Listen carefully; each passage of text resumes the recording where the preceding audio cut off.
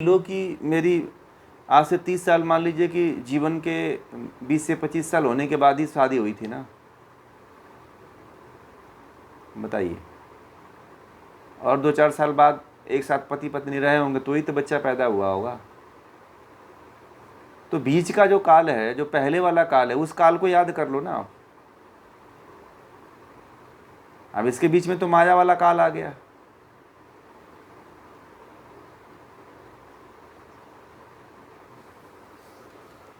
बच्चे और बेटी के साथ जो बच्चे और बेटी के साथ बिताया है जो आपने, वो तो केवल माया है।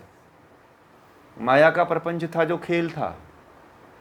और आपको अज्ञानता थी, आपको ज्ञान नहीं था, इसलिए माया में पूरा वशीभूत हो गए।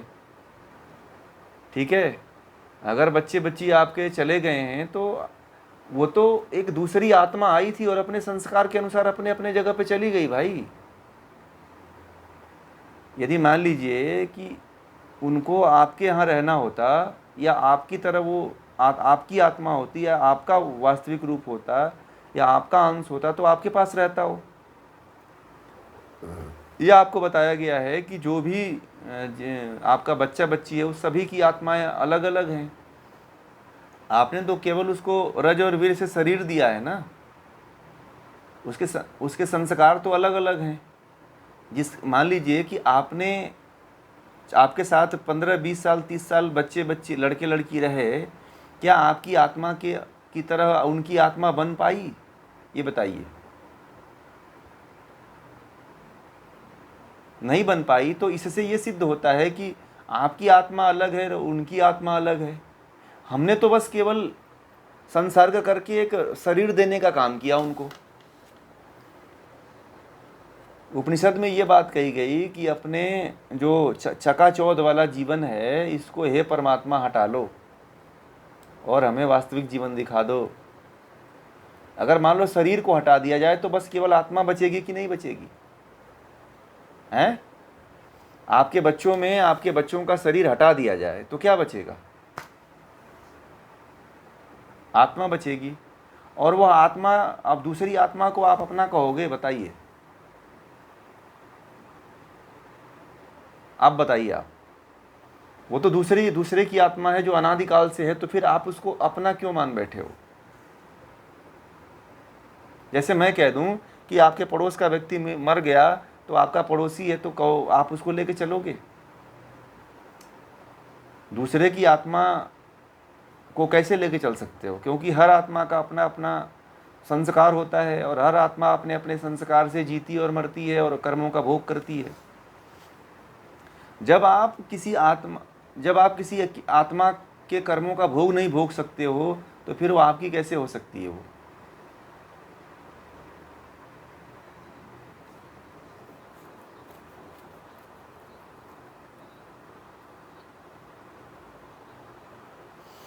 तो अज्ञानता, सुनिए, अज्ञानता के कारण दुख होता है ना। अज्ञानता के कारण दुख होता है। जैसे मान लीजिए कि अभी आप लोग मेरे साथ, आप में मुझसे कितने महीने जुड़े हुए हो गया? 3 महीना। तो एक मेरे से आपका एक संबंध जुड़ा कि नहीं? एक लगाव जुड़ा कि नहीं जुड़ा? जुड़ा है ना। आप ट्रेन में यात्रा करते हो, आपके आगे वाली सीट पे कोई मिलता है कि नहीं? बातचीत होती है कि नहीं होती है? होती है ना। जब आप 2-3 घंटे के लिए, 12 घंटे के लिए, 10 घंटे के लिए मिलते हो तो उससे अटैचमेंट हो जाता है। तो आप तो ये समझो कि आप जिसके साथ 15 साल 20 साल रह रहे हो, तो उसके साथ अटैचमेंट नहीं होगा? बताइए। आप रास्ते चलते हो और किसी स्त्री पुरुष को देखते हो तो उससे अटैचमेंट हो जाता है भाई।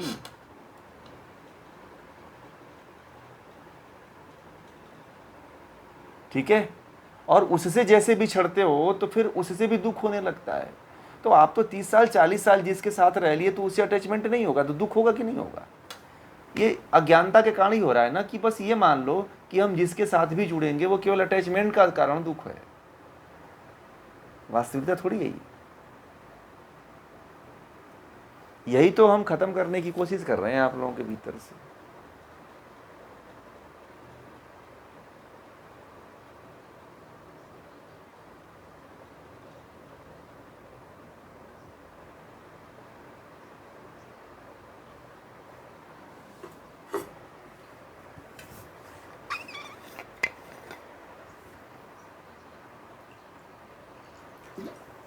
हम्म।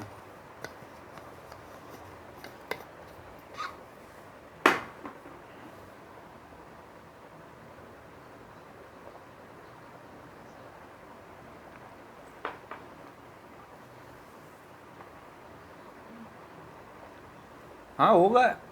और आप मोह, यदि जितना मोह करोगे ना आप, जितना आप किसी से मोह करोगे, आप ये देख लो कि संसार में जिससे जुड़ोगे ना उससे आपका मोह हो जाएगा।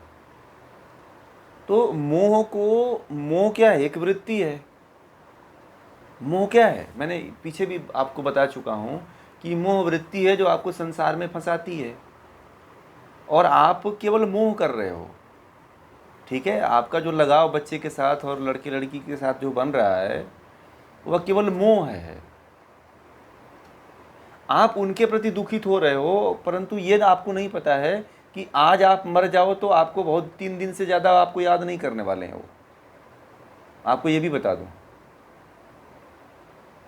आप जिसके लिए इतना मोह कर रहे हो कि हमारे बच्चे नहीं हैं, और आप आज मर करके देख लो, वास्तविकता का पता चल जाएगा कि हमारे बच्चे हमारे बिना कितना दुखित हैं, हम मैं नहीं जी पाऊंगा, मैं क्या करूं। दुख होता है। दुख नहीं होगा, फिर आपको पता चल जाएगा कि ये तो 3 दिन में ही सब ठीक ठाक हो गए। और वैसे तो हमारे हिंदू धर्म में जो 13 दिन का समय दिया गया है कि 13 दिन समय लगता है सब कुछ भूलने भालने में, 11 दिन लगता है, 9 दिन लगता है। परंतु मैं कह रहा हूं कि इतना दिन छोड़ दो, 3 दिन बस देख लो, 3 दिन के बाद देख लो आप, वास्तविकता का पता चल जाएगा कि कितने करीब आपके बच्चे थे।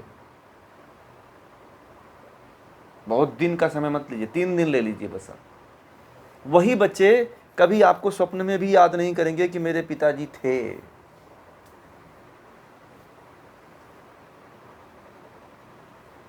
समझ में आ गई बातें? इसीलिए मतलब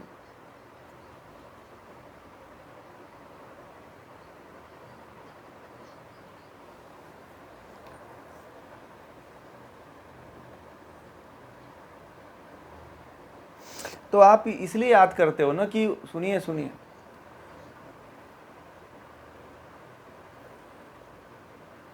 तो आपको आपके आपके स्वार्थ की सिद्धि होती थी, इसलिए आप याद करते हो ना उनको।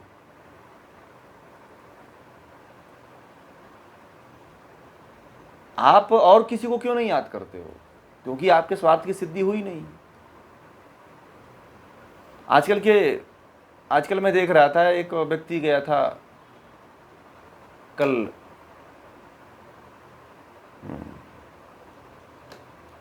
दूसरी कहानी हो जाएगी। कोई जब किसी व्यक्ति से हम स्वार्थ के रूप में जुड़ते हैं तो उससे एक मोह हो जाता है, और जब तक वो व्यक्ति हमारे स्वार्थ की पूर्ति करता है तब तक हम उससे जुड़े रहते हैं, और हम उसे संस्कार का नाम और प्यार का नाम दे देते हैं। ठीक है, और जैसे ही उस व्यक्ति से और वस्तु से हमारा संपर्क छूट जाता है, हमारा स्वार्थ छूट जाता है, हम फिर उसको याद नहीं करते हैं। आज देख लेना, जिनके माँ बाप ने विरासत में बड़ी बड़ी कंपनियां दे के जिनके बच्चों को जा रहे हैं, वो बच्चे याद क्यों नहीं करेंगे भाई? हैं? आज जिनके माँ बाप, मैं बता दूं, उन माँ बाप से भी, उन बच्चों से भी मिला दूंगा जिनके माँ बाप ने केवल उनको पढ़ा के नौकरी लगा दिया। वो बच्चे उन माँ बाप को गाली देते हैं, कहते हैं कि अरे हमारे बाप तो बहुत बेकार थे, कुछ जीवन में कुछ किया ही नहीं। क्या बात करते हो आप? स्वार्थ सिद्ध नहीं होता है। स्वार्थ सिद्ध होता है तो आज धीरू भाई अंबानी का फोटो अंबानी परिवार लगा के चलता है, मूर्तियां बनवा दिया है उनका। वही धीरू भाई अंबानी आज कंपनी नहीं खड़ा होते तो धीरू भाई अंबानी को ये सब गाली देते, सब संस्कार तेल लेने चला जाता है। केवल जहां पे स्वार्थ की सिद्धि होती है वहां पे याद किया जाता है। हाँ, एक बात यह है कि ज्ञान की जहाँ पे सिद्धि होती है वो अमर हो जाता है। समाज के लिए, राष्ट्र के लिए, देश के लिए जो व्यक्ति मरता है, व्यक्ति के लिए मरता है, संस्कार को लेके मरता है, वह व्यक्ति अमर हो जाता है, उसकी याद रहती है।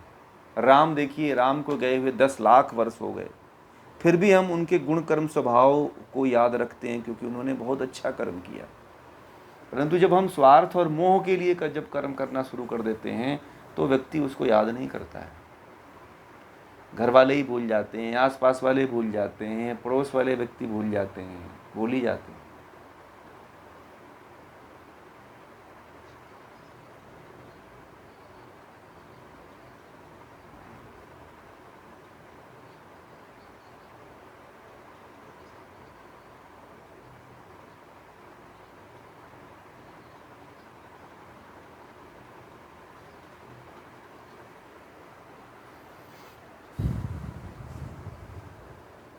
कहीं नहीं होता है, ये कुछ नहीं होता है, ये तो कर्म के आधार पे डिपेंड करता है। माता पिता जैसे होते हैं उसी तरह की आत्माएं ईश्वर भेजता भी है उनके घरों में। दोष, हाँ, वो दोष माता पिता का होता है, दोष माता पिता का होता है और गढ़ा जाता है किसको? बच्चे को। आप ये जैसे माता पिता होते हैं,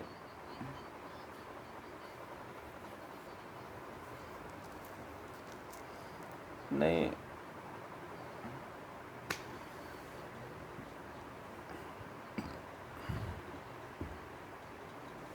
देखिए देखिए सब कुछ नहीं है। अगर गीता पढ़ने वाला है और दर्शन पढ़ने वाला है, सांख्य पढ़ने वाला है तो व्यक्ति कुछ मानता ही नहीं, वो तो फिर आत्मा के अलावा कुछ और मानता भी नहीं। ठीक है, और हम लोग जैसे लोग तो आत्मा के अलावा कुछ मानते नहीं। ठीक है, और हर व्यक्ति का जो निर्धारण होता है वह केवल कर्म के आधार पर निर्धारण होता है। जिस तरह का कर्म आप कर रहे हो उसी तरह की संतान आपके यहाँ आएगी भी। परमात्मा आत्माओं को उन्हीं आत्माओं के साथ जोड़ता है जिनका जैसा संस्कार होता है, उसी तरह की आत्मा वाले संस्कार को उनके पास भेजता है।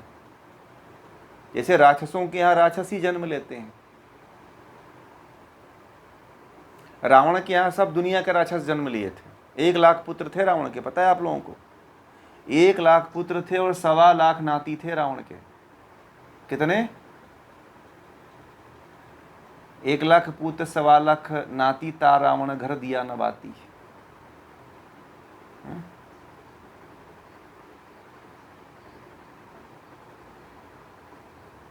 तो गर्भ के समय जो है नारद जी ने उसकी माँ का हरण करके उसको ज्ञान दिया था। पूरे गर्भकाल तक जो है, गर्भ के समय से लेकर के और जन्म तक जो है उसकी माँ का हिरण्यकश्यपु की पत्नी जो थी वह नारद ऋषि के आश्रम में थी।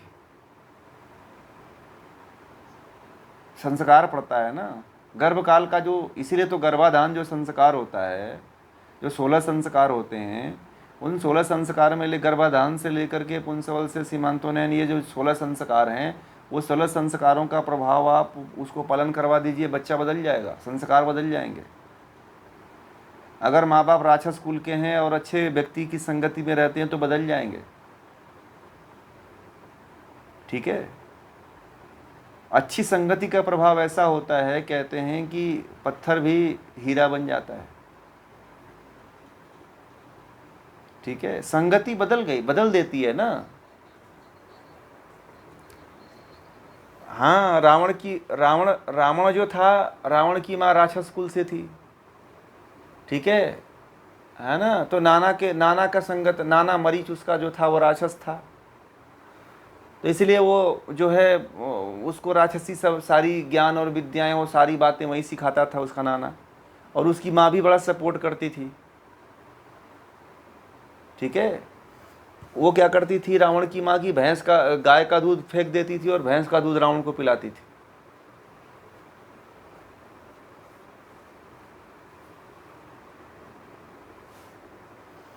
वो तो संस्कार के ऊपर डिपेंड है कि आप किस तरह का संस्कार दे रहे हो।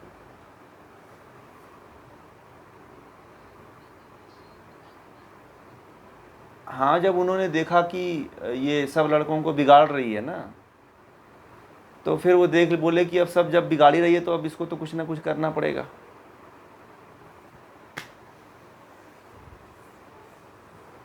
हिडिंबा थी, हिडिंबा भीम की पत्नी, दूसरी पत्नी। तो हिडिंबा भी राक्षस कुल से थी, परंतु भीम के कारण जो है घटोत्कच जो है उसके जैसा बलशाली कोई हुआ ही नहीं था। परंतु फिर भी उसके माँ का प्रभाव, क्योंकि वो अपने माँ के पास पला था, इसलिए घटोत्कच के अंदर अभी राक्षसी गुण थे।